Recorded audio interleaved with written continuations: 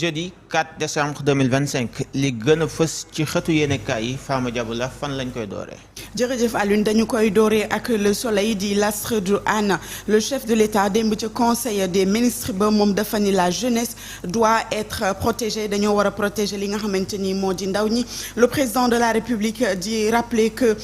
l'État ak li nga xamante ni moo di collectivité publique yi dañu am l'obligation de protéger la jeunesse contre la drogue contre l'abandon moral ak la délinquance ba léegi suñu njiitu réew mi ngi souligner urgence bi nga xamante ni moom la ñu war a am pour renforcer soutien aux personnes handicapées ba léegi kii di premier ministre moom ca conseil des ministres ba dafa fixer ay nouvelles orientations pour la réorganisation des départements ministériels loolu le soleil moo ko xamle Alioune buñ ci jógee l'observateur la ñuy dem xooli moom mu ñëw ci mbir ma nga xam ni moo xew démb ca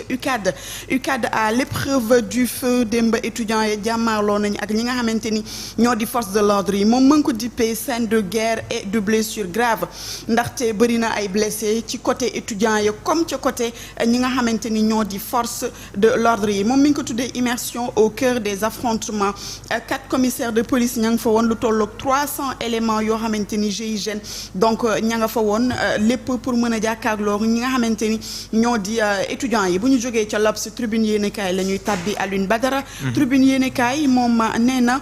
li nga xamante ni moo xew a UCAD benn trahison la envers les étudiants moom noonu kese la ko jàppee nee na état bi dañoo trahir li nga xamante ni moo di étudiants yi ñu teg nag juróomi mesure pour mën a daal lu mel ni bañ a amati foofu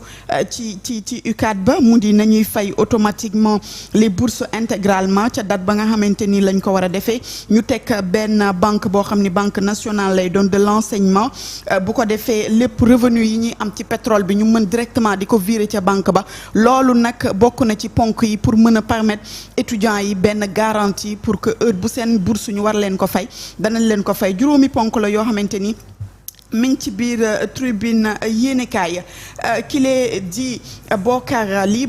moom ba mu ñëwee dafa ni chers députés ne brûlez pas nos universités kooku dafay dellu siwaat ci ñaari député wax ya nga xamante ni keroog kàddu yi yëkkati woon nañ ko te ñu jàpp ni daal moo gën a yokk joote intersyndical des travailleurs ñoom dañuy décréter lu tolloog 48 heures de grève loolu la ñu annoncé mooy waa administration bi Alioune Badara Walf Quotidien la ñuy xool moom mu dellu si ci dund ki nga xam ni moo di Sidi Lamine Niass jour pour jour Sidi Lamine Niass tey la def juróom-ñaari at ci biir suuf moom mi nga xam ni moom ki nga xamante ni moom li nga xam ni moo di groupe Walfadjri Sidi Lamine Niass ñu di ñaan yàlla sunu borom oyofal suuf ci kawam ñu ne nitu bañkat la woon nitu conviction la woon jàmbaar la woon moom mi la di Sidi Lamine Niass tey la def juróom-ñaari at ci biir suuf dellu siwaat ci affrontement yi nga xamante ni moo am ci université moom Walf Quotidien di wax ni force de l'ordre yi ñoom dañoo violer li nga xamante ni moo di franchise universitaire bi le quotidien Alioune la ñuy dem a xooli rapidement moom nee na l'État est en tension ndax état bi moment bi ñu ngi dund ci ay conditions sociales économiques yu tar grève UCAD bi daal di ñëw dolleeku ci le collectif des amicales ñoom nag pour le moment nee nañu suspendre nañu li di mouvement de grève bi pour 48 heures ndax médiateurs ya ñoo leen ko demandé buñ ca noppee explication yi nga xamante ni directeur bu direction des bourses moom wax na ko démb ca conseil des ministres ba blackout complet du président et du PM sur la situation des étudiants maanaam yeyuñu ca yàbbiwuñ ca démb ca li nga xam ni moo nekkoon ndajal conseil des ministres bi Omaro Sissoko Embalo poursuit son périple au Maroc moom mi nga xam ni moo jiite woon réewum Guinée-Bissau gannaaw coup d'état ba mu ñëw Sénégal jóge Sénégal dem fee ca Congo Brazza ca homologam ba di Denis Sassou Nguesso moom posé na ay valisam fële ci royaume chérifien bi di dëkkub Maroc enquête yéenekaay Alioune enquête moom dafa ni la crise universitaire finance publique cocktail molotov pour ñi nga xamante ni ñoo di nguur gi moom noonu la ko dippee bu ñu jógee ci enquête les écoles la ñuy xool yi nee na le dossier tombe comme un château de cartes audition ki nga xamante ni moo di Ndeye Saly Diop Dieng mbir ma daal dafa mujj wàññeeku dossier ampleur ba wàññeeku na ba ñu daal di koy daal yemale ci li nga xamante ni moo di benn jaaykat buy jaay ay climatiseur jaaykat ba en réalité dafa ni il dit n'avoir jamais vu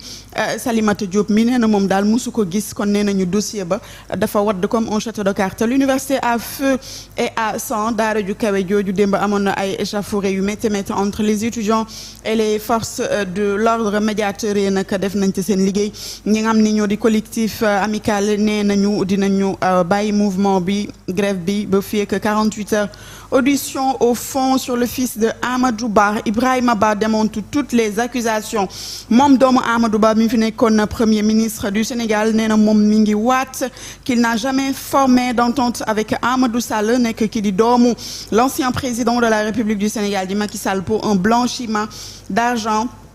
Liberté en cas de paiement d'une caution solidaire de 550 millions lu jëm ci dossier ki di Ibrahima Ba. Libération moom dafa ñëw ci 110 candidats yoo xamante ni dañ leen a nax ne leen dañ leen di yóbbu fële ca réewuma Espagne Barça wala Barsac depuis ñaari weer ñuy nag daw ci seen xaalis pour ndax xaalis ba nga xamante ni joxe woon nañ ko pour yóbbu leen Barça wala Barsac. am na ay nationalité sénégalaise ñoo xamante ni dañoo fas yéene woon a jël gaal ga ñenn ñi ay nationalité sierra-léonaise la ñi ay Bissau Gambien lañu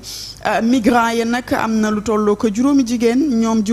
ña seeni doom dañ leen a gunge doom yu am entre 4 et 7 ans ñoom daal montant global ba ñu versé pour mën a dem fee ca Espagne toll na ci 60 millions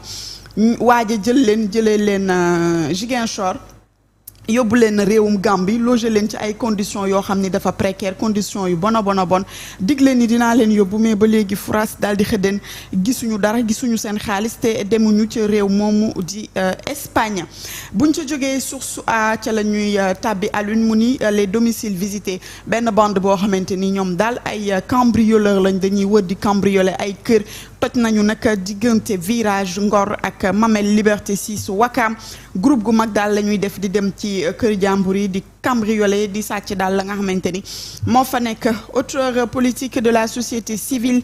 ak ñi nga xamante ni ñoo di ay crise ay universitaire ñoom ñëpp ñëw nañu daal di changer wu nekk ay médiateur pour dem waxtaan ak étudiants yi ak ñi nga xamante ni ñoo di njiital réew mi pour jàmm daal di mën a dellu siwaat ca daara ju kawe jooju di université. Direct News Alioune Sarr mi ngi dévoilé ay ambition par rapport ak l'industrie moom moomu di Alioune Sarr di maire bu Notto Diobass nee na suñu vision territoriale moom daal niñ ko bëgg a def ci domaine nu industrie fii ak ay atum 2026 ay stratégie yu mag a mag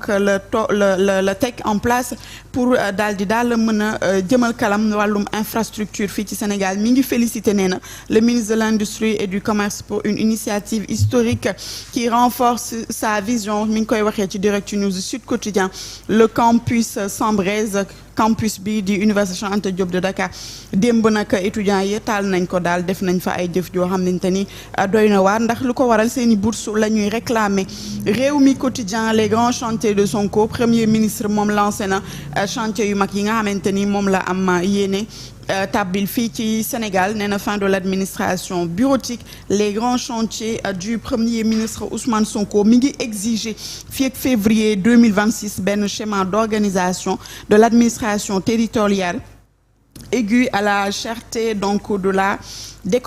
décontraction ba léegi moom Rewmi Quotidien mi ngi dellu ci l'affaire des 5,5 milliards impliquant Amadou Sall le fils de Macky Sall les coulisses de l'audition du fils de Amadou Ba. Évidence yéeni kaay nee na kii di gëm sa bopp moom mi ngi soutenir bu baax a baax les étudiants ba léegi ci l'évidence yéeni kaay kii nga xamante ni moo di Djibril War nee na Sénégal daal benn métit la ñu am mooy ki nga xamante ni moo di premier ministre donc